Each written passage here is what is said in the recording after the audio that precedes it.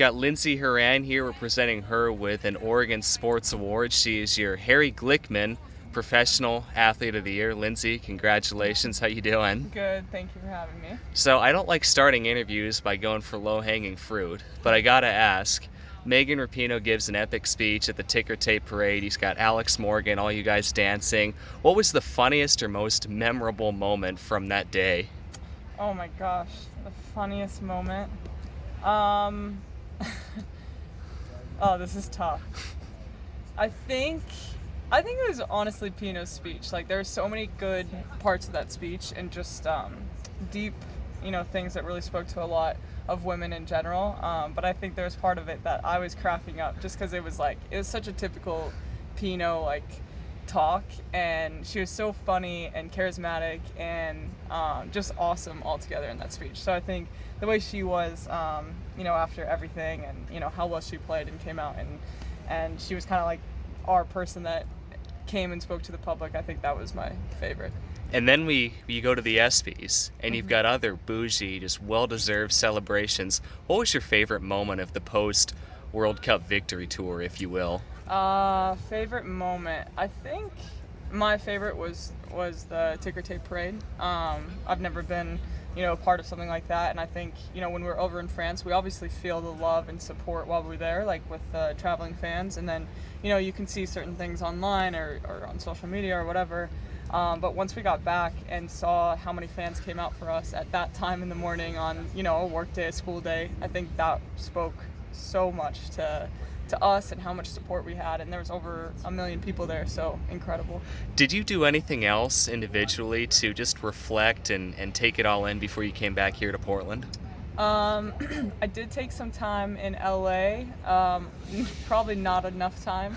I think it's kind of just been a whirlwind, and obviously Mal and I went back to Denver and got honored at the Rapids game, and that was cool just being in my hometown and whatnot, but I don't think I've been able to really take a moment to kind of reflect on everything, and I think, important for me just because I want to come back and get into things with the Thorns. And I want to talk about the Thorns here in a second, but you had the goal versus Sweden in the group stage. Was that your favorite play or moment of the World Cup aside from winning it all, or does something else stand out? No, my favorite personal moment was my assist to Alex in the semifinal. I really enjoy giving assists. I think it's kind of a strange thing about me, but just different. I love, getting another player to score a goal, and I think that was a really crucial moment, and Alex was, perfect run, easy for me.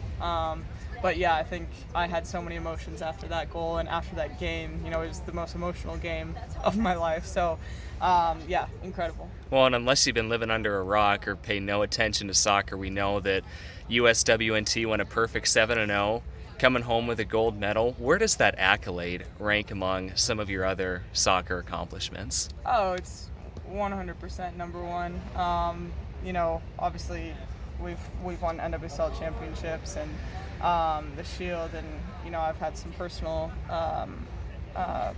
goals that I've accomplished as well. But winning a World Cup is so different, and my role at that tournament was a lot different than it has been. So, it was huge, and to see our team come together and fight for that, and take each game at a time. The road that we had to the final was so difficult with every single team that we played. So I think the World Cup tops everything.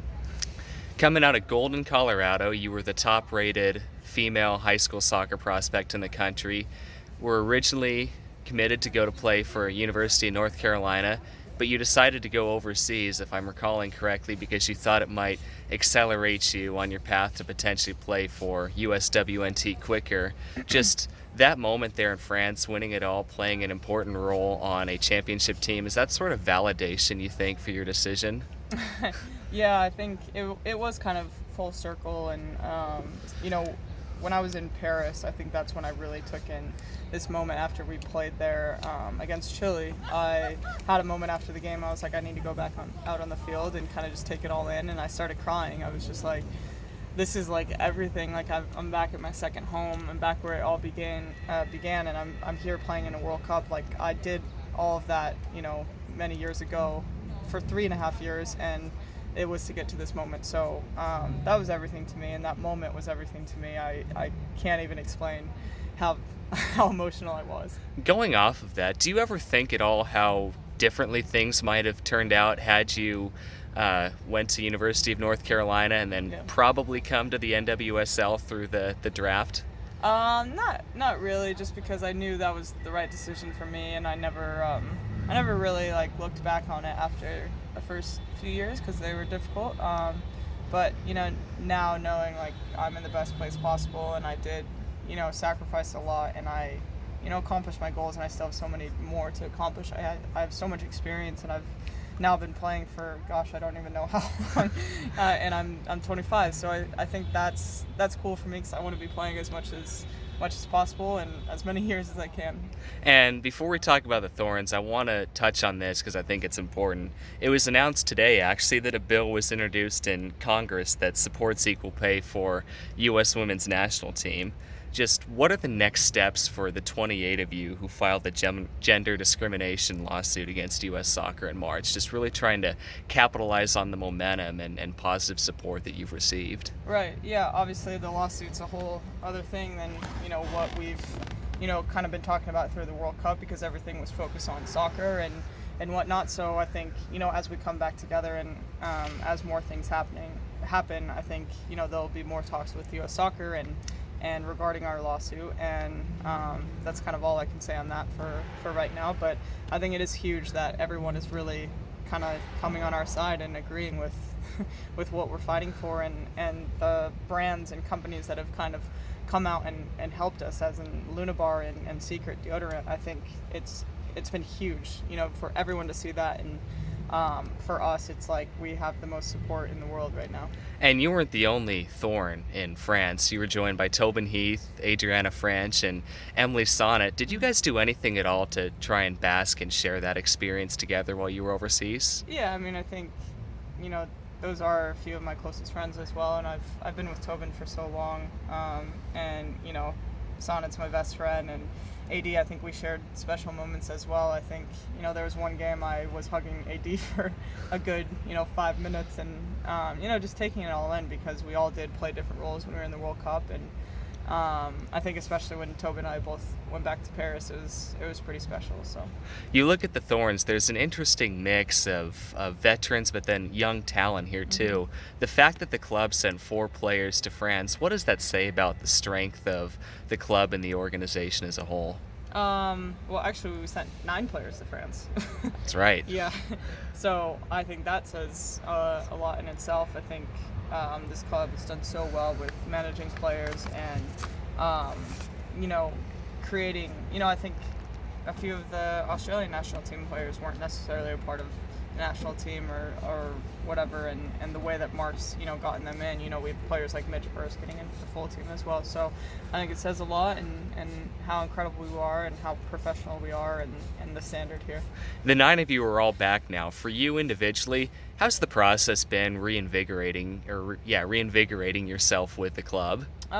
It's kind of crazy, it's hard when, our team does so well back in Portland here and keeps us at the top of the table, and then all of us come back. It's hard getting back into things, and especially for those players that have been here absolutely killing it. So it's hard integrating back in, but I think we do a really good job at that, and I think our staff tries their very best to, make it possible. And I think now we're kind of getting back into things, and exciting to play tomorrow. Like you said, I'm not a soccer savant by any stretch, but I do know the sport is based off of cohesion and teamwork and chemistry. Like the best roster or the most talented team doesn't always equate to a win per se. So Right. what's the biggest challenge you think in terms of this process of getting back into the swing of things that a casual sports fan might not be aware of? All right, I think, like I just said, it's, you take a month or almost 6 weeks where you're missing 9 players, and for us 4 that went all the way to the final, it is hard, and players are coming back at different times from different places, and we have players back here that were doing such an incredible job and may lose their spot because an international comes back, and it's difficult, but it's what this club does best is keep players in the know of how valuable they are and how great of a player they are and teammate, and we all stick together and know our worth. And I think that's what we need to do a good job of and keep doing a good job of. And I think we get that from our staff, our fans, and ourselves. So I think us coming back in and helping that, hopefully gives us a boost to even do more and more. And again, we're presenting Lindsey with an Oregon Sports Award, which is based off of her accolades in the 2018-2019 sports calendar, if you will. So last year you kind of had a breakthrough year here for the Thorns, at least some fans might call it that. Did you feel primed to really step up for this club last year? I think I always feel like I need to step up in some way, where whatever it possibly is in a game. I think every game is different, and whatever that game needs of me, I try and execute that. So last year I know I scored a lot of goals and whatnot, but I was just trying to be my best self for each game, and ultimately it helped me get to that goal and get MVP. And I got to thank my teammates for that, because I wouldn't have done it without them. You're laser focused when you're out there, but I mean, even still, did you feel like, just given the way the first half of the season was kind of topsy-turvy, that maybe at some point you might have had to take an extra leadership role for this club? Yeah, I think I've always wanted that as well. I think, being a young player, it's hard to kind of step in and try and be a leader right away. So I think I like to learn and, whatnot from older, more veteran players. And I'm so lucky to have players like Tobin and Sink on this team that I can learn so much from and try to be a leader like them. So I'm trying to help the club as much as I can in that way. At the end of June last year, the team was in 6th place, kind of in a tough spot in the tables, but then really found its second gear and went all the way to the NWSL Championship. Just when did that switch flip, you think? Was it when Tobin and a host of other injured players returned from injury, or maybe something else? It's always a plus when we get Tobin back. I think no matter what, you want Tobin on the field, because she's going to make something special happen in every single game. But no, I think also just like a mentality flip. I think, there are games that we're not going to play well, or we're not going to play the best Portland football, or we lose or whatnot, but we always come back fighting, and we always come back on top. And I think that's what says the most about this club and kind of the city and community, is we want to be that for this place and to show ourselves like that. And I think that's such a cool culture that we have, and it's always been a standard, and we want to always be on top, and we will be. And for you, it culminated, 2018 did, in a National Women's Soccer League Most Valuable Player Award.